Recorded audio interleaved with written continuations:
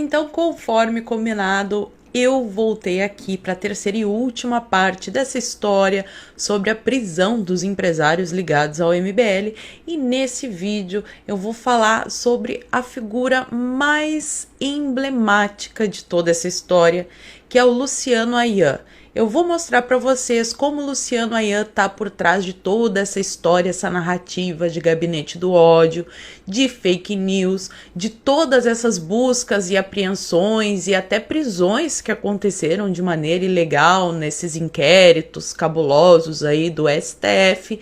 E vou traçar uma linha desde lá da história do Felipe Moura, dos blogueiros de crachá, passando por alguns youtubers aí que estão dizendo que nunca conheceram o Luciano Ayan, que não sabem de nada disso, mas que tem alguns detalhes bem suspeitos. Vou falar também do Frota, da Joyce, e vou provar aqui para vocês como foi o Luciano Ayan, esse que foi preso ontem, que embasou toda a narrativa que a gente está vendo para censurar e derrubar os apoiadores de Bolsonaro e até o próprio presidente. Então, se você perdeu os outros dois vídeos, eu vou deixar linkado aqui no final, não se preocupa. Eu só quero pedir para vocês comentarem, curtirem, compartilharem, que é para essas informações chegarem a mais pessoas. E lembra também de verificar se ainda está inscrito aqui no canal. Se não é inscrito, se inscreve. Aqui tem a fotinho de algumas das figuras que a gente vai falar. Vocês estão vendo aí o Luciano Ayan lá no MBL, com o Mamãe Falei. Ele já é muito conhecido lá no meio do pessoal do Bumbum Preso, agora é Bumbum Preso, né? A gente tem a Porca de Troia, o Alexandre Frota, o Santos Cruz, sim. Até o Santos Cruz usou as informações que o Luciano Ayan fez naquele dossiezinho dele e que serviu para embasar essas últimas aí medidas meio arbitrárias do Xande Cabeça de Piroca de Moraes. Pois bem, vamos lá. Vou começar com um tweet do próprio Luciano Ayan confessando ali. Olha só, o tweet é de setembro do ano passado. Pessoal, foi feito um relatório de 90 perfis que fizeram um ataque por aqui, mas as informações são tão boas e as alegações de espontaneidade vão por água abaixo que publicar agora daria vantagem tática para os usuários da estratégia.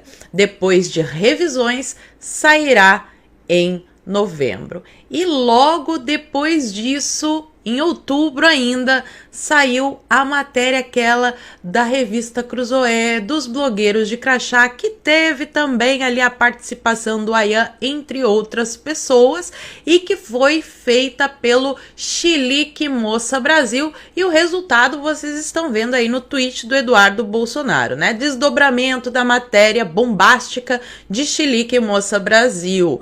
O Rui Falcão do PT usou essa matéria para convocar o Felipe G. Martins, para a CPMI dos memes, essa CPMI das fake news.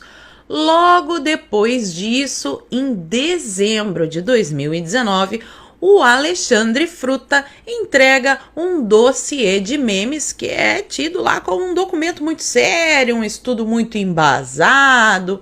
E aqui tá o próprio Luciano Ayan postando essa imagem que vocês estão vendo, que é exatamente igual à imagem de baixo que foi retirada desses documentos que o Alexandre Frota entregou na CPMI dos memes, provando aqui tudo igual, as mesmas fotos, o mesmo layout, que foi sim tudo feito por Luciano Ayan. E agora eu vou mostrar para vocês a participação do Santos Cruz na CPMI das fake news e como ele usou as informações do Luciano Ayan, embora ele tenha negado, porque a Carol Detone perguntou para ele e ele disse que não conhecia, que não sabia quem era. Será que ele foi enganado?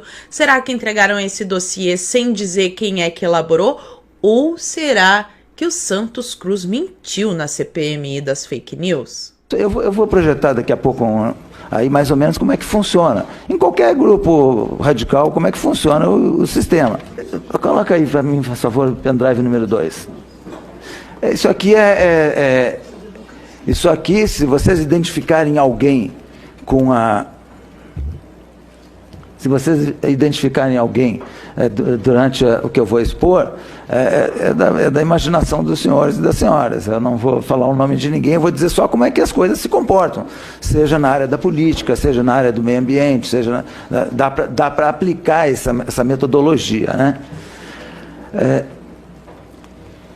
Tem mais ou menos ali o comportamento de seita, né? É um comportamento sectário. Isso aí que a gente está conversando é um comportamento sectário. A invenção de temas artificiais, onde eu faço esses hashtags, onde eu por exemplo, eu pego uma entrevista de uma personalidade qualquer, de um político, de uma pessoa qualquer, e eu seleciono um pedacinho, e aí eu pego aquele pedacinho e faço daquilo ali um escândalo.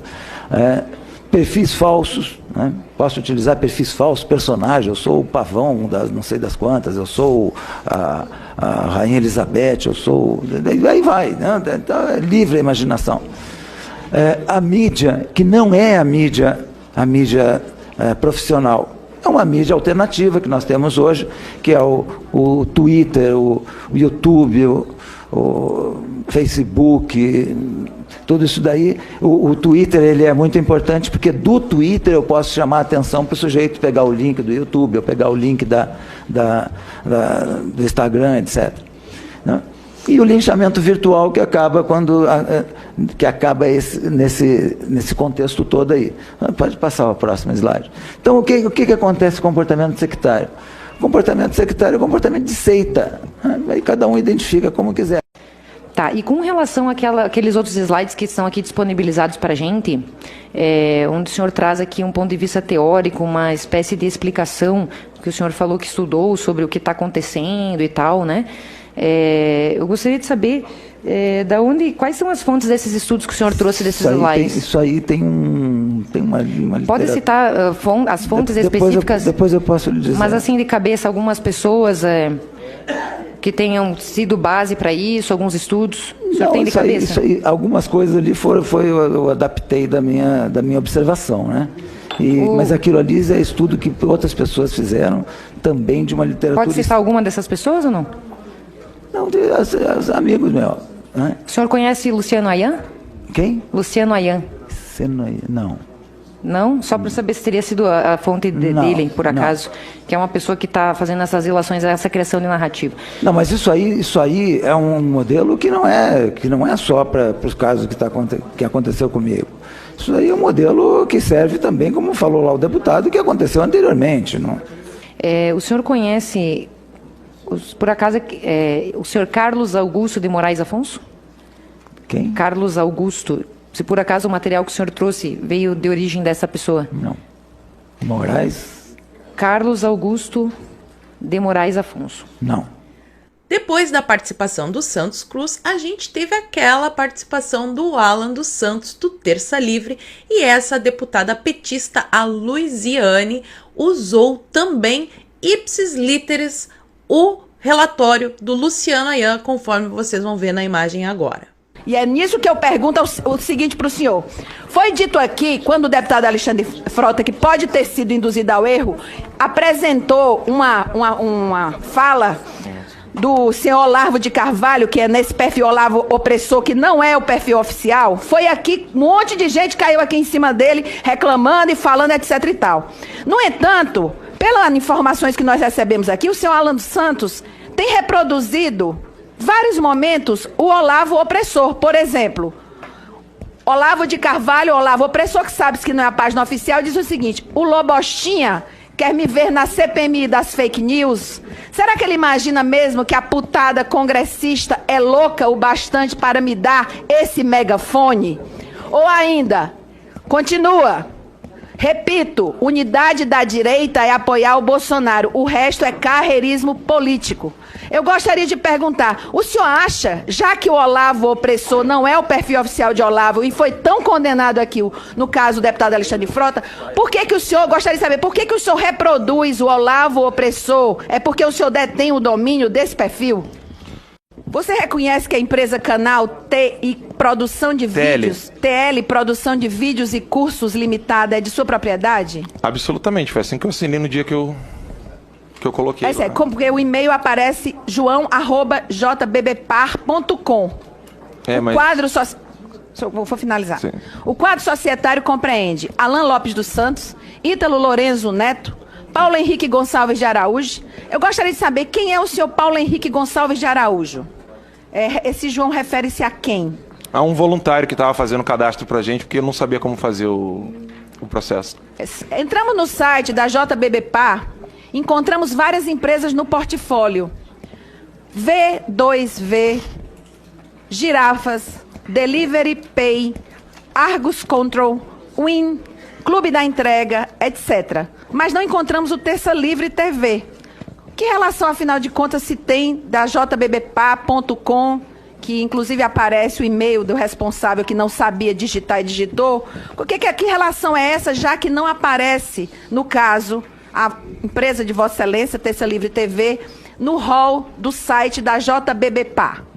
Claro que não poderia faltar a nossa querida porca de Troia, que já teve aí um tempo atrás, eu fiz o vídeo mostrando que ela, na verdade, tinha o seu chiqueiro do ódio ali, né? Mandava o pessoal fazer ataques na internet, fazer perfil falso. E olha só esse trechinho da participação dela na CPMI dos memes. Né? O Frota pediu para entregar, falando que são os ataques que tiveram por muito tempo. Tá. Aqui o... Deixa eu dar vamos deixar a deputada concluir. Pois Vossas Excelências terão tempo suficiente para fazer as perguntas. Vamos lá. Aqui tem um levantamento, tá, dos ataques virtuais com o Mourão. Ó. Vice-presidente da República. Né? Tá aqui. E saiu uma matéria lá no Diário do Cu do Mundo que diz o seguinte: Gabinete do Ódio, o que está por trás do PowerPoint apresentado por Joyce na CPI? No dia 5 de dezembro, a deputada federal Joyce Hasselmann prestou depoimento na CPMI das fake news, em que fez acusações graves contra os 2 filhos do Jair Bolsonaro. Lembrando que ela adiou, disse que estavam preparando a documentação. Aí, quando o Eduardo Bolsonaro viajou, ela foi na CPMI das fake news, falou um monte de coisa. E olha só esse outro trechinho. No dia 15 de novembro, em entrevista ao DCM, o blogueiro de direita, Luciano Ayan, enviou um estudo chamado Redes Antissociais. Ayan estava naqueles dias rastreando a atividade de bots, fakes e perfis que atacaram o Verdivaldo após a agressão física que ele sofreu quando deu aquela treta lá na Jovem Pan entre o Augusto Nunes e o Verdivaldo. Embora Luciano Ayan não tenha conversado diretamente com Joyce, ele mesmo afirma que suas pesquisas estão servindo de base para a defesa de algumas pessoas da CPMI que eu já mostrei aqui para vocês.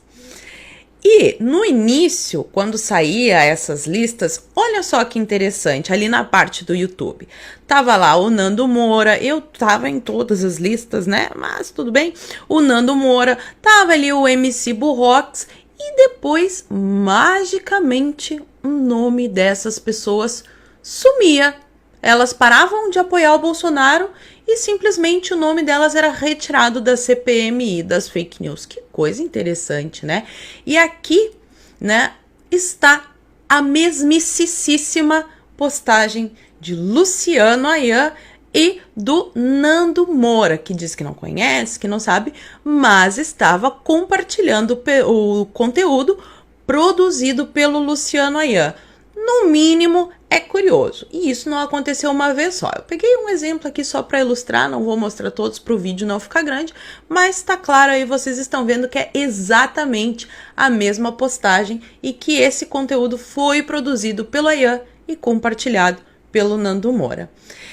E aqui tá o Luciano Ayan, ele confessando, né, falando que essa lista foi sim feita por alguns bolsolavistas esperneiam por causa de nomes de uma lista colaborativa de 90 sem nomes, cujos padrões são observados. Nem foram acusados de nada. Dizem, ai, estão perseguindo o Galvão. Eu já apareci em lista de isentosfera e não fiquei de choradeira. Deixem de chorar. Então, né? Aqui vocês estão vendo o Luciano Ayan com o presidente da CPMI das fake news e com a relatora dessa CPMI. Que imparcialidade tem essas duas pessoas que participam de eventos aí com o cara que está produzindo todo o material de embasamento, de acusação aos apoiadores de Bolsonaro, porque a gente viu que no início da CPMI eles disseram que iam investigar uma coisa e tomou outro rumo e no fim era investigação de quem apoiava o Bolsonaro. E teve um requerimento, olha aí, um requerimento pedindo que convocassem o Luciano Ayan. Esse requerimento foi entregue para a Lídice da Mata, mas adivinha, ela não convocou. Que coisa, né? Que curiosidade, que coisa estranha. E agora eu vou mostrar para vocês o Alexandre Frota recomendando o Ayan como uma fonte assim maravilhosa de informação. Agora eu peço sim que o povo brasileiro deixe de ouvir o Olavo de Carvalho e ouçam mais Lobão, o Vila, o Luciano Ayan, a Madalene e tantos outros que estão aí, inclusive o Bugalho. Muito obrigado. Obrigado, presidente.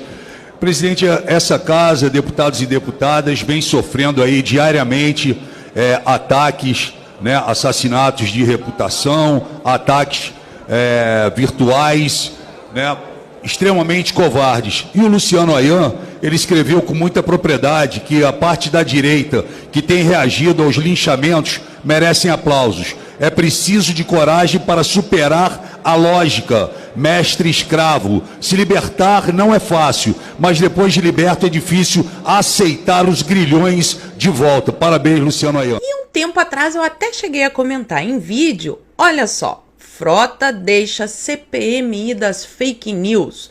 O deputado federal Alexandre Frota não é mais integrante da CPMI das fake news. A comissão, presidida pelo Ângelo Coronel, está parada em razão da pandemia de Covid-19. E o Frota disse ao antagonista que deixou a equipe com todo o material com dossiês investigativos. Esse que foi o Ayan que produziu. Será que o Frota já estava pressentindo ou será que ele tinha alguma informação de que ia dar problema, tentou tirar o corpo? O que vocês acham? Conta pra mim aqui nos comentários. E aqui está a ligação de Ayan com o MBL. Já teve as fotos que eu mostrei para vocês no início. E aqui eu tenho duas matérias. Olha só. Uma que eu mostrei, acho que foi no primeiro vídeo, né? Dono de página de fake news sobre Marielle é sócio de dirigente do MBL. E a outra é essa daqui. Ex-colaboradores afirmam que MBL orientava ataques na internet. O grupo nega. E adiante o texto diz: ele diz que o Jornalivre foi criado e era comandado pelo consultor de tecnologia Carlos Augusto de Moraes Afonso, mais conhecido pelo pseudônimo Luciano Ayan, que também mantinha o blog Ceticismo Político. Segundo Roger, Ayan atuava como intermediário entre o MBL e o Jornalivre. Quando o MBL tretava com alguém, por exemplo, o deputado federal Rodrigo Maia, até o nome do nhonho tá na história, o Ayan chegava com a ordem do dia. Naquele dia, ele queria que a gente buscasse qualquer coisa útil para publicar contra o Rodrigo Maia, e não precisava ser nada comprovado. Aí passava algum tempo, às vezes eram dias ou apenas horas, e o MBL fazia as pazes com o nhonho. Então, ele pedia para cessar os ataques, afirma ao UOL o editor do Jornalivre. Que momento, hein? Movimento Queda Livre. E a gente termina essa história com os inquéritos do STF e que foram embasados pelos depoimentos na CPMI da Joyce e do Frota, que foram embasados pelo Luciano Ayan, que tem sim ligação com o MBL. Olha só, Alexandre de Moraes prorroga por mais 6 meses inquérito que apura ameaças a ministros do STF. Prazo para investigação terminaria em janeiro agora. Além da prorrogação, o ministro determinou coleta de provas a partir dos depoimentos de quem? De quem? Da Porca de Troia e do Fruta. Olha só, outra matéria. Inquérito das fake news de volta ao foco do STF. Moraes cita ainda laudos periciais da Polícia Federal que apontam a coordenação de postagens entre ao menos 11 perfis no Twitter. O ministro menciona ainda os depoimentos de diversos parlamentares, entre eles o Fruta e a Porca de Troia, que acusaram a existência do esquema em depoimento na comissão lá mista parlamentar de inquérito dos memes, a CPMI dos memes, essa mesmo. E o grande desfecho dessa história foi ontem, quando a polícia acha maços de R$100, vocês estão vendo aí as fotinhos, cocaína e maconha com empresários ligados ao MBL. E ali embaixo, empresários ligados ao MBL são presos em investigações de lavagem de dinheiro em São Paulo, diz Ministério Público. Movimento nega a relação com detidos e aí ali nós temos o Ayan sendo levado pela polícia. Agora eu quero saber se vai continuar tendo essa CPMI com um presidente, uma relatora que tem ali participação em eventos com Luciano Ayan, que foi preso e que foi ele que fez os relatórios. Depois de todo esse vazamento lá do Chiqueiro do Ódio, da Pepa, que mandava criar perfis falsos, que coagia e que usava assessores parlamentares para ficar fazendo esse tipo de coisa na internet. E eu quero saber por que ninguém investiga. Por que Lídice da Mata e Ângelo Coronel continuam à frente da CPMI das fake news e também Ângelo Coronel apresentando aquele PL 2630? Isso daqui é muito grave, é a sua liberdade de expressão e tá todo mundo juntinho ali, MBL, Luciano Ayan, Frota, Joyce, Alexandre de Moraes, todos querendo calar as pessoas que são conservadoras e que publicam as suas opiniões na internet. Eles querem derrubar Bolsonaro e instituir aí uma ditadura esquerdista. E agora tudo ficou muito claro, porque a máscara não fica para sempre colada no rosto. Uma hora ela cai, né? Derrete MBL.